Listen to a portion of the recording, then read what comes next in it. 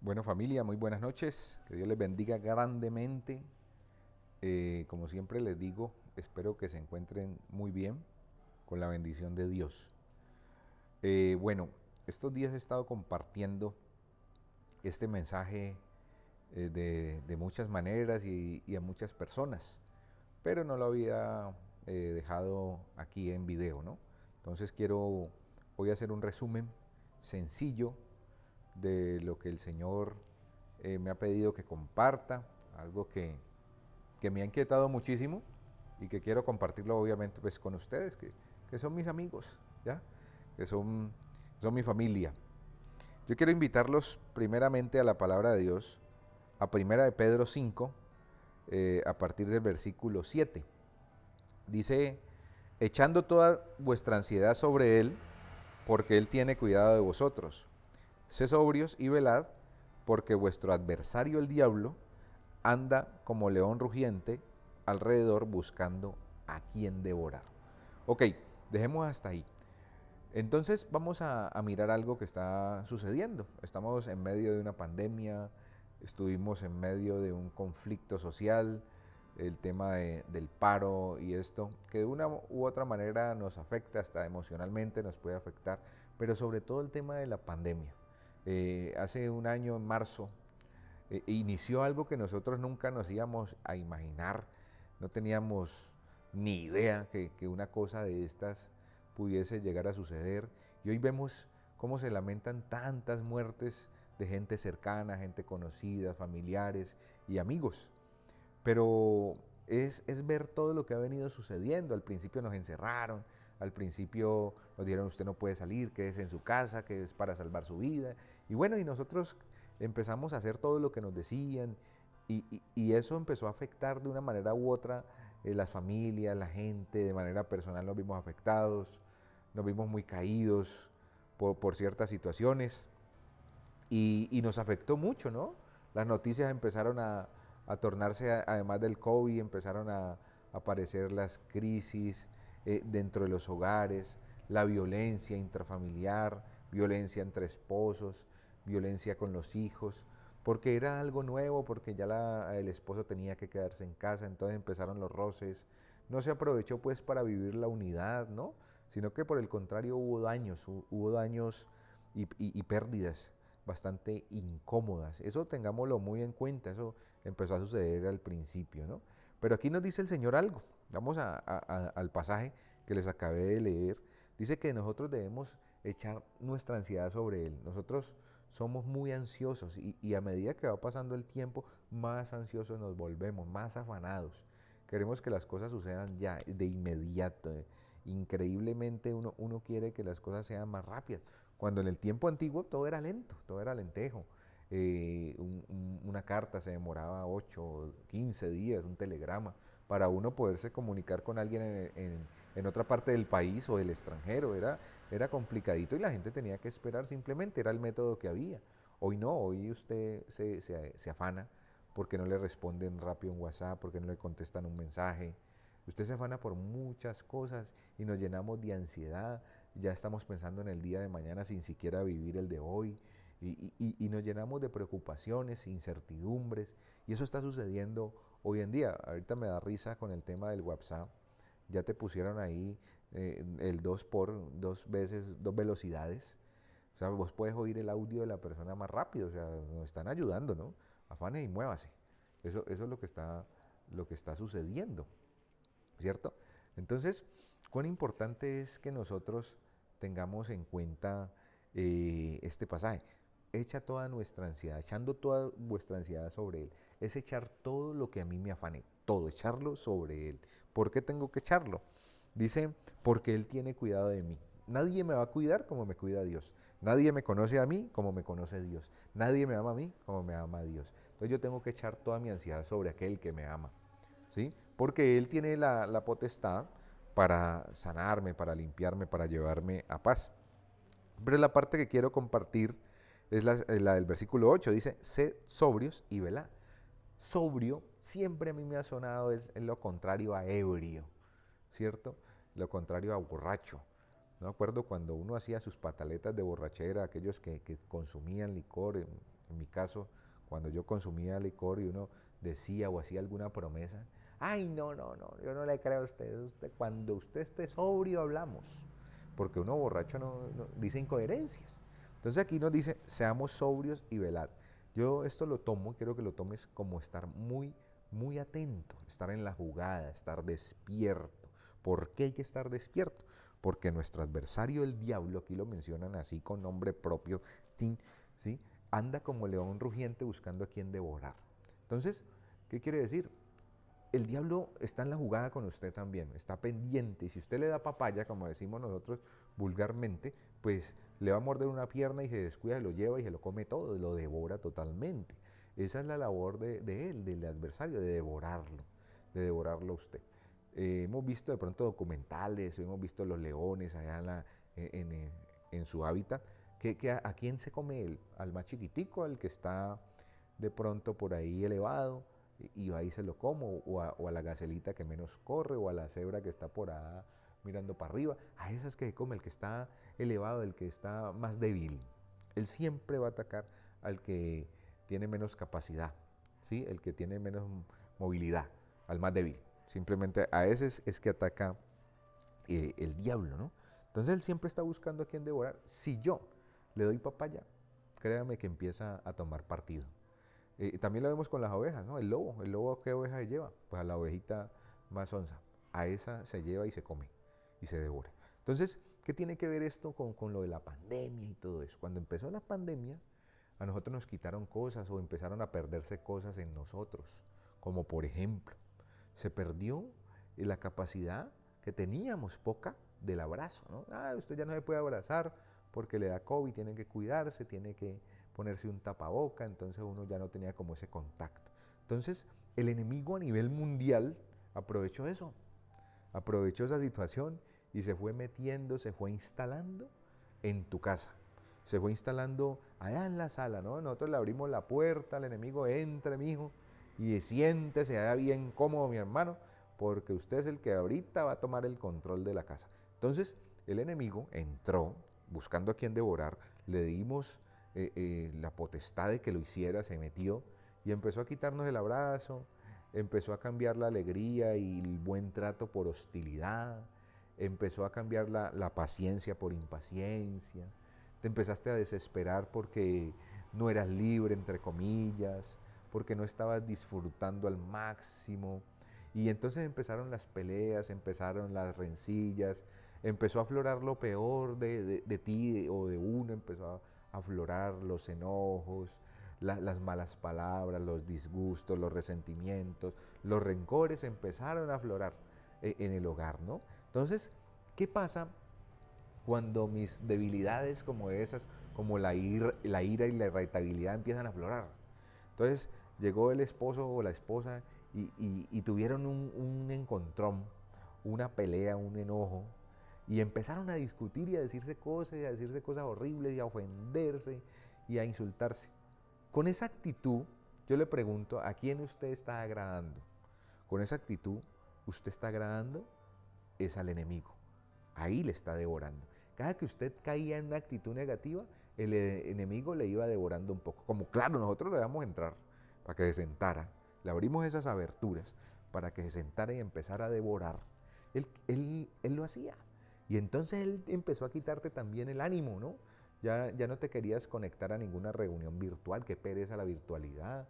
Como no te podías congregar físicamente, entonces, no, qué pereza, ya no hay internet. Vea, ¿y usted por qué no se conecta? No, líder, a mí no me gusta eso. Y no, yo hago el devocional y con eso tengo y ya, y no.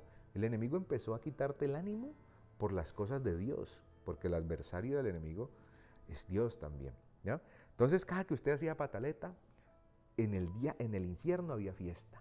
El diablo les decía a los otros demonios, bueno, metámosle candela a ese pailón número 8 o 7 y prendamos la rumba que ahora está Julanito peleando con el esposo de arriba. Y nosotros agrade y agrade al diablo. Y agrade al diablo. Que se pasó, que estaba trapeando y usted lo insultó. ¿Por qué me pisaste? Fiesta en el infierno. Que usted le pegó a su hijo porque no lo soporta, porque está muy cansón. Tenga su chancletazo. En el infierno hay fiesta porque usted le pegó chancletazo, que usted se deprimió, que se puso a llorar, que no tuvo dominio propio. En el infierno fiesta porque ahora está el otro llorando y porque ya no le cree a Dios, porque ha perdido la fe. Entonces nos dedicamos a agradar al diablo, nos dedicamos a agradar al enemigo. Y el enemigo allá, feliz de la pelota, devorando nuestra vida. Entonces usted ya no se comunica con su familia, usted ya todo le da rabia, usted ya todo le molesta, usted ya no quiere absolutamente nada, y usted mantiene, parece un gato así con las uñas así empinado y tirándole a todo el mundo, parece un pitbull con rabia, pues, mirando mal a la gente. Y eso es lo que sucede. ¿Y qué pasa? Alegría, fiesta en el infierno. Pero cuando hay una necesidad, ¿a quién le oras tú? Es mi pregunta. Entonces nosotros le oramos es a Dios, ¿cierto? Con mi vida agrado al diablo, pero cuando necesito algo le pido a ese papito Dios que me dé, ¿cierto? Entonces yo veo que ahí hay algo que no está encajando. Entonces yo no puedo pasarme la vida desde que empezó una pandemia o de antes de ella, no puedo pasarme todo el tiempo agradando al diablo y solamente pidiéndole a Dios que me venga y me apague los incendios que yo estoy ocasionando en el infierno. O sea, no estoy haciendo absolutamente nada. Entonces, ¿cuál es la jugada aquí? ¿Ya? ¿Cuál es la jugada aquí? Ahorita lo vamos a mirar. Él anda como el león rugiente, buscando devorarte. Pero mira que Dios es tan bueno, que Dios, a pesar de que estamos en esa situación, hemos caído en eso, le hemos abierto abertura al enemigo, Él me sigue dando. Si yo le pido, Él me sigue dando a mí. ¿Por qué? Porque me ama con profundo amor. ¿Ya? Entonces la pregunta hasta aquí es, ¿cómo está tu casa? ¿Cómo está la situación en tu hogar? ¿Qué se ha perdido? ¿Cuántas cosas se han arruinado? ¿Cuántas ruinas hay allá dentro de tu casa?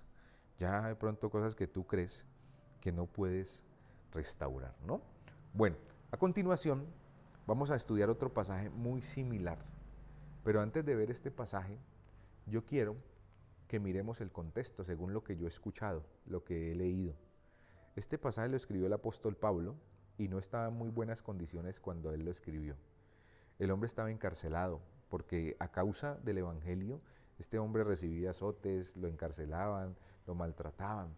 Sabemos que el apóstol Pablo no era uno de los 12 discípulos que tuvo el privilegio de palpar, de abrazar a Jesús. No, este vino mucho después, ya cuando Jesús había eh, ascendido con el Padre a reinar a la diestra.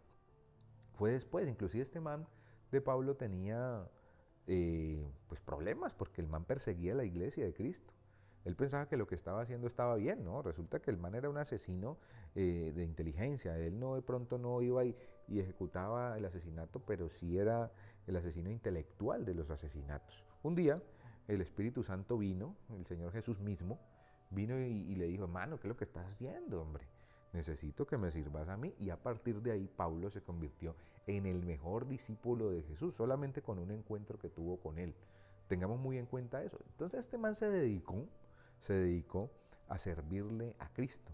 En ese tiempo la gente, los que iban en contra de los cristianos o del cristianismo, pues obviamente no quería que se propagase el mensaje de Cristo. Entonces por eso lo encarcelaban, por eso lo metían preso, le daban duro, pero le daban era duro, ¿sí? No, duro, le daban duro al pobre Pablo.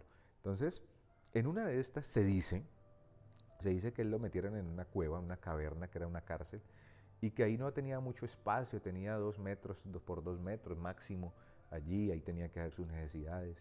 Y era taponado con piedra, no tenía casi oxígeno, no tenía la forma pues de estar cómodo, como las cárceles de ahora, pues, que por lo menos tienen su comida, ¿no? A Pablo le tocaba muy difícil.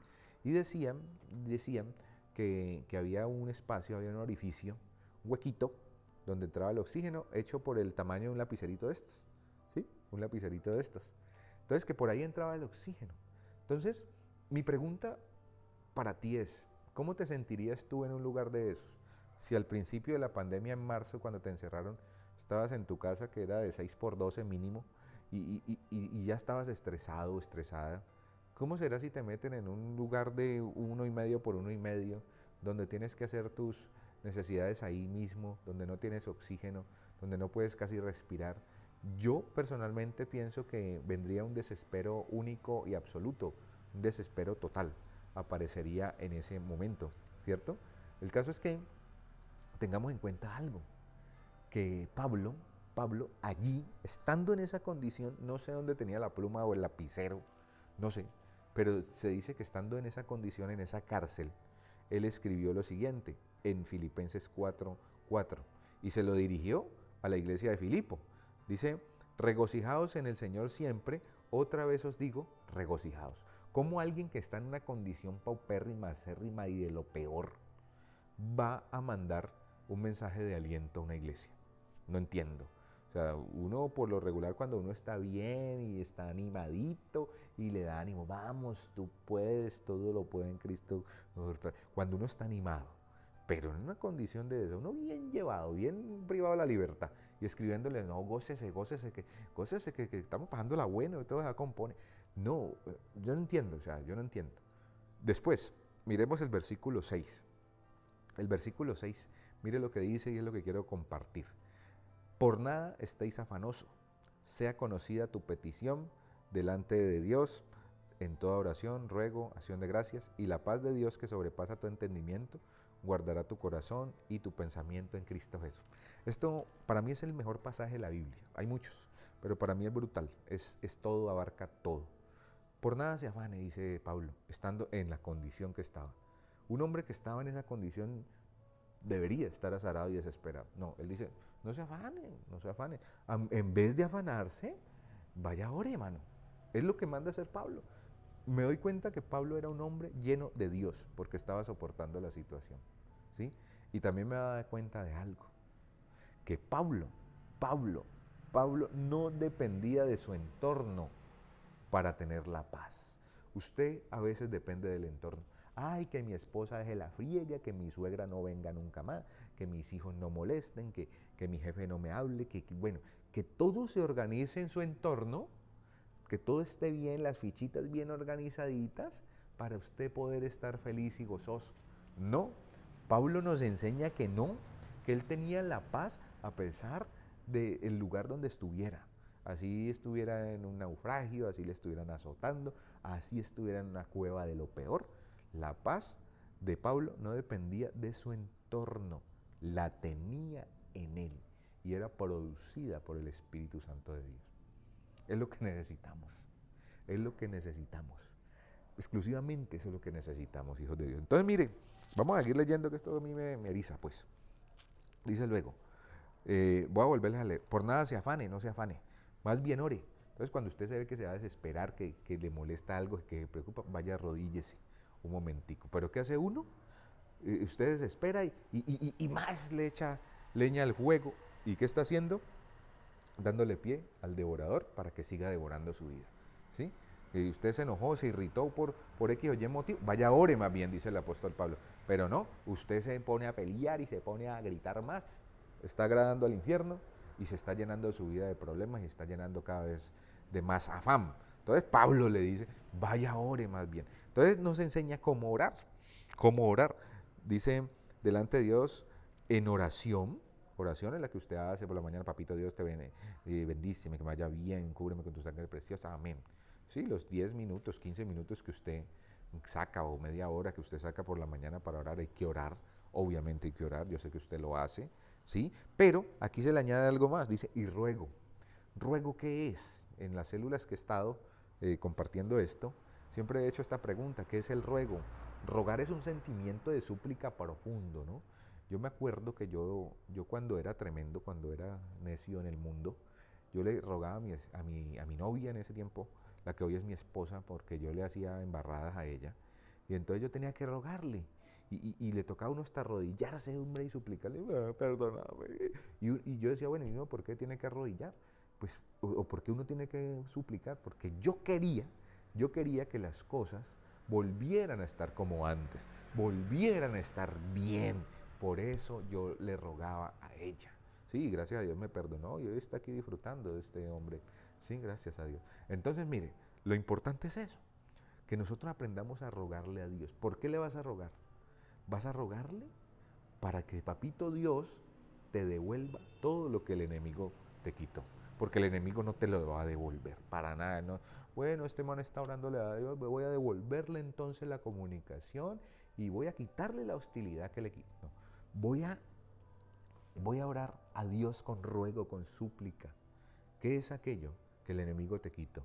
¿Qué es aquello que el enemigo te está robando a ti? Tal vez estás en pecado y no has podido salir de ese error, estás en una atadura hace rato y no has podido salir de ese error.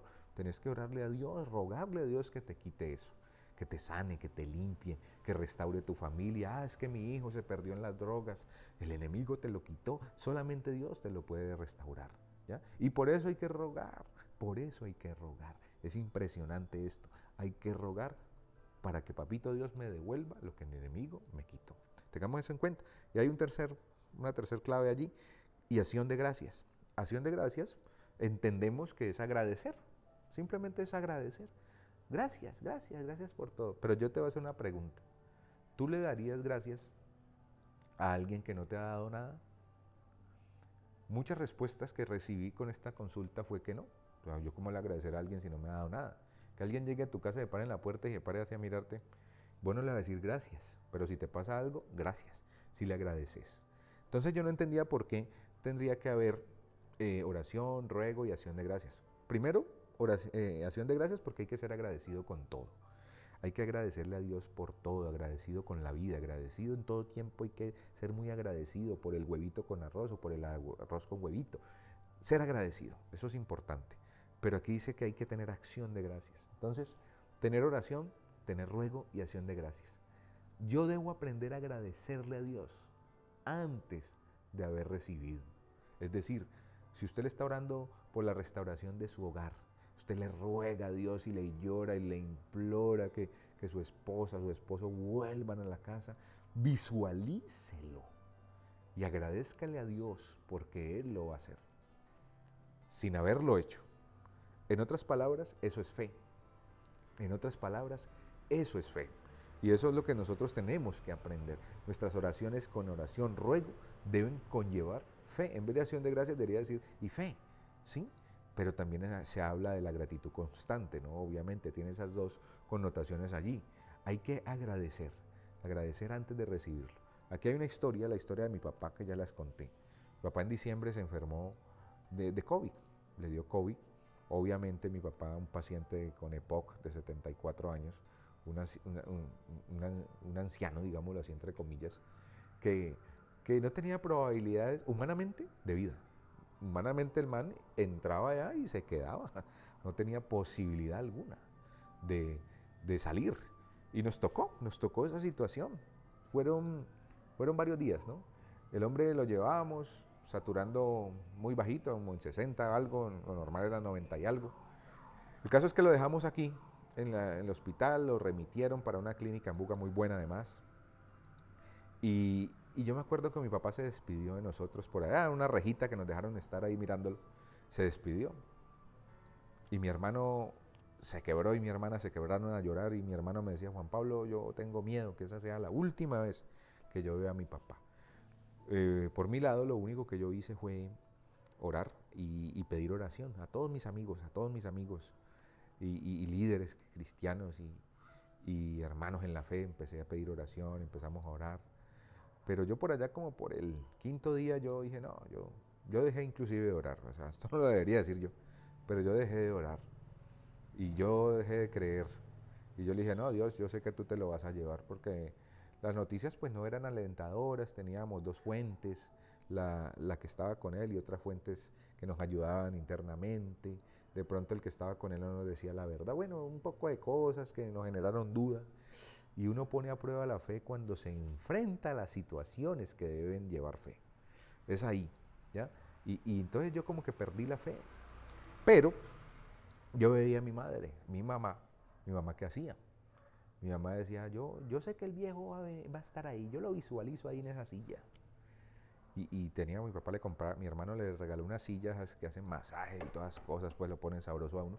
Y la sillita estaba ahí, y mi mamá decía, yo lo visualizo, y ella como que organizaba ese espacio, porque yo sé que el viejo va a estar aquí conmigo. Y mi mamá oraba y oraba y oraba, y yo decía, bueno, mi mamá está, sin saberlo, está preparándose para algo que no sabemos si va a pasar o no. Entonces mi mamá yo creo que usaba esta oración. oración, ruego y acción de gracia. Agradecía aún sin mi papá haberle dado salida. ¿Ya? Yo, 10 días después de estar mi papá allá en la clínica, tuve el privilegio de ir por él a recogerlo. Yo lo recogí y yo lo traje. Y ahí está mi papá. Mi papá está ahí, feliz de la pelota, como digo yo, feliz, disfrutando de su buena vejez y al lado de una hermosa mujer que creyó en esperanza contra esperanza. Sí, porque increíble, ni yo. Pero yo volví a creer, obviamente. Pero fue la fe de mi mamá la que me llevó a creer. Eso es importante. Entonces es ver las cosas que no son como si lo fuesen. Así de sencillo, ver las cosas que no son como si lo fuesen. Eso es importante. Empezar a declarar que tu matrimonio sí se va a restaurar. Pero algo que hay que hacer. Tú no te afanes. Tú tienes que hacer tu parte. Tú tienes que empezar a sanar tu corazón, a liberarte, a confesar, a sacar todo lo que tienes. Y el Señor te va a dar lo que quieres con ese ruego que vas a tener y ese clamor. El clamor siempre va a ser primero por mí y el clamor después va a ser por los míos. Y el Señor me va a devolver lo que el enemigo me va a quitar. ¿Ves? Me ha quitado, ¿no? Entonces mira, ¿cuál era la clave de Pablo? ¿Sí? ¿Y qué pasa cuando yo hago lo que ya dijimos? Cuando oro, cuando ruego y cuando soy agradecido y aplico la acción de gracias. Dice, la paz de Dios que sobrepasa todo entendimiento guardará tu corazón y tu pensamiento en Él, en Cristo Jesús. Esto para mí es brutal, la verdad que esto es brutal para mí, ¿ya? La paz de Dios sobrepasa el entendimiento humano, por eso Pablo tenía paz y no dependía de lo que los humanos le estaban haciendo a él. No dependía de la cueva donde estaba él. Era la paz que sobrepasa todo entendimiento humano. No la entendemos, pero es una paz que Él produce, fruto de no estar afanados, sino de orar, de rogar y de agradecer. Eso es lo que viene a mi vida. ¿Sí? Entonces, es una forma de reprender a ese devorador. Orando, rogando, suplicando. Mire, no hay nada más que perjudique más al enemigo que usted esté arrodillado. ¿Ya? Ah, pero usted quiere que se le solucionen sus problemas de pie. ¿Ah? De pie luchando contra las adversidades de usted. No, para eso tenemos a nuestro Padre Celestial. Me acuerdo de una discípula, Esmeralda, pues para qué voy a ocultar el nombre. 2 veces estuvimos despidiendo una vez a su esposo, después a su mamá. Siempre me acuerdo de eso. Y Esmeralda estaba tranquila, siempre, en esos 2 velorios, en esas 2 despedidas tristes. Y la gente diría, oye, señora tan fresca, indolente. No, ella me abrazaba y me decía, líder, la paz de Dios que sobrepasa todo entendimiento. Yo nunca voy a olvidar eso. La paz de Dios que sobrepasa todo entendimiento guardaba su corazón y sus pensamientos en el momento. Y eso es lo que nosotros debemos vivir, hijos de Dios. Necesitamos esa paz. Mi paz, mi paz es la paz que Cristo me dejó. No es la paz que el mundo me ofrece porque es pasajera. Ay, yo si tuviera plata, ay, tuviera paz, dicen algunas. No, no. La paz depende de Dios. La produce Dios en mi vida. Entonces, solamente es eso. Amado Dios, solamente darte gracias. Gracias por tu misericordia y tu fidelidad. Enséñanos, Señor, de verdad tener paz. Enséñanos a disfrutar de eso que tú produces. Sabemos que debemos entregar nuestra ansiedad, nuestro afán. Pero enséñanos, Espíritu Santo, a orar como conviene, a rogar con súplica profunda y sobre todo a ser agradecido antes de haberlo recibido. Volver a apelar a la fe, volver a creer. Amado Dios, yo te pido entonces que tomes la vida de aquel que oyó este mensaje. Bendícele, bendícele con poder y aún permite aplicar lo que viene a continuación. En Cristo Jesús, amén. ¿Cuál es el plan? Que tú ores 21 días con estas características, con ruego, con acción de gracias y con la oración. Que apartes un tiempo a diario, no el mismo tiempo que estás apartando porque ya se te volvió una rutina, una costumbre allí. Vas a sacar un tiempo aparte. Puede ser en la mañana, en la tarde o en la noche, si son las 3 veces mucho mejor. Pero saca ese tiempo y empieza a orar. Si no lo estás haciendo, ora 5 minutos, 10 minutos diarios por 21 días. Ay, ¿por qué 21 días? Porque dicen los que saben que 21 días, cuando haces algo, 21 días se convierte en un hábito. Y eso es algo que tú puedes hacer. Y después de los 21 días de este desafío que tú mismo te vas a poner para poder desatar la paz de Dios que sobrepasa todo entendimiento. Si lo vas a hacer, después nos hablamos. ¿Listo? No siendo más, que Dios te bendiga grandemente, que Dios te bendiga de una forma sobrenatural. Y por favor, pon por obra lo que te acabo de compartir, que es algo que profundamente me hablaba el Señor. No agrademos más al enemigo. Vivamos nuestra vida para agradar a nuestro Padre Celestial. Un abracito, sabes que puedes contar conmigo, un servidor como siempre lo he sido y estaré para ti mientras esté cercano. ¿Listo? Que Dios te bendiga, que la bendición de Papá Dios, que la gracia de Jesús y que la unción del Espíritu Santo repose en tu vida y en tu corazón. Amén. Chao, chao.